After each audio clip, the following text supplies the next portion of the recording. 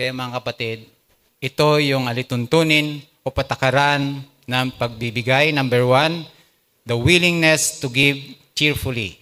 Yung willing po tayo, yung masaya po tayo na nagbibigay sa ating Panginoon, lalo sa ating Panginoon. Ano pa? Strive to fulfill financial commitments. Yung pagsikapan po natin na ganapin, matupad po natin yung ating mga financial o obligasyon na commitment po natin sa ating Panginoon. Kapag tayo ay may pa-pledge, kapag sinabi na, magpi-pledge ako ng 10,000, sikapin po natin maibigay yon. Ano pa? Give to those in need without expecting return.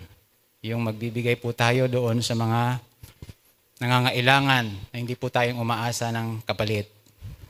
Pang-apat, give as a response to Christ.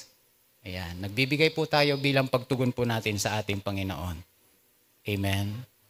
Nawa, may natutunan po tayo. At yung natutunan po natin sa umaga pong ito ay mai-apply po natin sa ating buhay para malugod ang Panginoon sa mga buhay po natin.